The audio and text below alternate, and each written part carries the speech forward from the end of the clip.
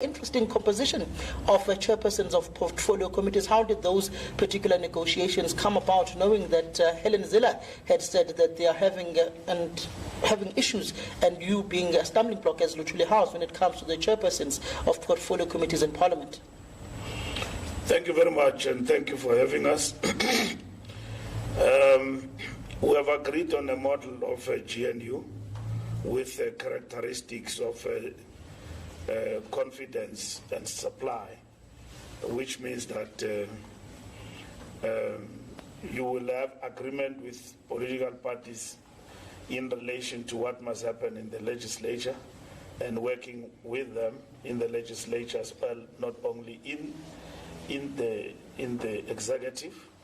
So in this particular instance, we have adopted that particular model. It's uncharted waters, and it's the first time of its kind that some of the committees will go to the opposition to respect the will of the people. And in this particular instance is that where we are not in charge, political parties will take over, and that means some are also serving in the executive. They don't have the numbers to serve the executive in the executive and also serve in the committee, so they've got to double up.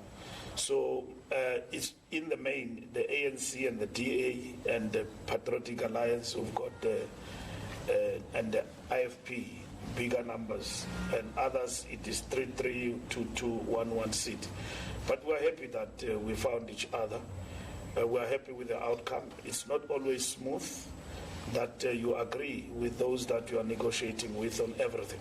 How were these negotiations, particularly knowing some of the backlash you received, particularly with not understanding the statement of intent? How difficult were these negotiations, not only of the executive, but also of the formation of the portfolio committee chairpersons? The engagement with parties first is defined by a set of principles that inform your approach in terms of engagement. And what are those set of principles? Are principles, foundational principles: agree on stability, agree on constitutionalism, agree on the rule of law, agree on redress. Those are the things that we agree with, that bind us together, irrespective of ideological background. A minimum program in terms of what we want to do to achieve the result of governing the country and govern it well in terms of good governance. And we found each other with a majority of the parties in the National Assembly. And as the leading party, which got most votes, albeit with a reduced majority, we were happy to talk to everyone. And others chose not to engage, but lay down their own red lines that they will not come to the party. So negotiations in their very nature are very difficult. We did not have to negotiate our prerogatives, that we stand for Palestine, others stand for what? We stand for land redistribution, and all of that, others don't. We did not have to negotiate that. We just have had to look at what binds us together, which means that the GNU in itself is not a melting pot. It doesn't mean when you actually participate within the GNU, you then compromise your independence, your ideological outlook, and what you stand for. So it's a question of what is good for your party in this instance. If you believe that working within the GNU at the executive level, it's your choice, it's your strategic choice, it's your tactical choice that you actually make. And then it is set to be seen going forward. We will hold things together, but we understand that we participate here to serve our people, and the people first is important. And lastly, it was to look into the national interest of the country, that we are South Africans. And we as South Africa believe in a democratic process and multipartyism and constitutional democracy. And therefore, we didn't have external people to come here and force us into the table. We did it our own way and our own South African way. And bloodless election results accepted, within record time. Government is up and running. Was there ever a point in time you as the ANC felt as if there was too much interference by those who are perceived as the owners of the means of production? I'm speaking about those who effectively control the South African economy. There's been an over-exaggeration about capital and those who control the means of production. It has been a political and ideological abuse, in a sense, because we in the ANC, we understand our engagement with capital is unity and struggle of the opposite. There are things we agree with capital on. We want to create jobs. It is not the public sector's primary role to create jobs. You've got to do that working with the private sector. We've got to have social compacts with the private sector. So we need capital for the development of our nation and the creation of jobs. There are things that we don't agree with them about in relation to things that impact on our sovereignty and all of that. We don't agree on things that affect maybe labor and the worker rights and all of that. So ours is unity and struggle of the opposite. So the over-ideological perspective that changes us into a communist party or a socialist party is incorrect when it comes to the ANC. It's correct for those who believe that they are anti-capital and they believe in the destruction of capital for the creation of a socialist republic. We've got them right in the ANC alliance broader, which is the Communist Party. So when the Communist Party expresses its own perspective and ideological view in relation to what must happen to capital, it doesn't shock us. We've got shock absorbers over time in relation to those matters. And then for all other political parties, we believe that let us not just confine ourselves into hollow ideological perspectives that are not sustainable, whereas the people have spoken, and they've spoken in the manner in which they have, and they did not give us outright majority, all of us. So we needed to come to the table and talk about what needs to happen for this great nation of ours. But why choose to work with the Democratic Alliance as opposed to a party that you are of the same ideological inclination, which is the former youth league leaders and now leading the economic freedom fighters? Why not work with the EFF but choose to form a broader government of national unity when you and the EFF and the MK party combined have over 66% that is needed to amend the constitution, for instance, to change section 25 of the constitution, which is a resolution of your own conference? If the EFF still want to work with the ANC in relation to certain issues in terms of the National Assembly, we are ready to amend and to engage on. Let's not confine ourselves to a corner in which we simply define one model. We have looked at 5 models as the ANC before we arrived at this decision. First was a grand coalition, one party with many parties you work with. And then the second was a minority government with elements of supply and confidence. You create minority government, you agree with other parties to work in the legislatures in terms of them holding sway and accountability to the governing minority government in the legislatures. That is the second. And then the third is GNU, which is a government of national unity. You bring all parties and then you form government. And then you define that formation of government through a statement of intent. And the other one is to rerun the election. After 14 days, you don't agree, you go back. And the last one is to be backbenching. We would have been the biggest opposition party in the world if we chose to go back to the benches, because 6 million people said, we don't want you in the backbenches, we want you to govern. And then if you can't find each other in terms of governing, you've got an option to rerun. And fortunately, we found each other. Now, it would have been an easy thing that you can work with all these parties that you talk about, We came with these models, and then we eliminated and came with the GNU. Those parties then said they don't want to participate in the GNU, and then that is it. So we have to move on, because that is our position. So it's not a question of one party, absorbing another and all of that. It's a question of coming together of political parties to form government and run government. It has happened before in our country. It's a new model which is happening outside the model of the transitional constitution. But it is the political will of political parties to come together and work together for the people's interest, not narrowly serving, your own party and so on, and leave all others outside. So we don't do that. So we chose this path, and we believe this path will work for South Africa. Why didn't you choose a rerun, particularly knowing that you had been hammered in a province like KwaZulu-Natal, which ultimately is the main reason you've dipped under 50%? Because if there was no MK party, you would arguably be sitting at 52, 53%, because 14% of your votes went to this particular formation that was formed about 3 months before an election. Yes, it is like an easy decision to make about let's just go to a rerun, and then we're back to the trenches and then fighting on. There's no guarantee that from where you have dipped, you will not dip further. Equally, there is no guarantee that you could do better and even do better than where you were.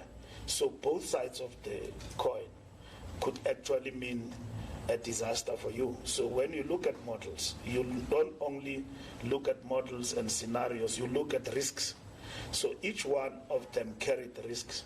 But the most important one, which is the GNU, it meant that we work with everybody in the interest of the people. GNU was embraced by all South Africans, leave alone those who want to define ideological volatility and narrowly that they are left than left itself. The majority of South Africans across embraced the GNU. And we believe out of GNU ourselves we will survive, because it begins to teach us a new terrain, uncharted waters, but organizationally. It begins to communicate a message that power is not permanent, and therefore it's not a given. You work for it. If you are a revolutionary party, remain a revolutionary party with all the ingredients of a revolutionary party. Don't become a fly-by-night and think that it is a given that people will vote for you all the material times. You've got to work, and work for power, and work to respect the people who put you into power.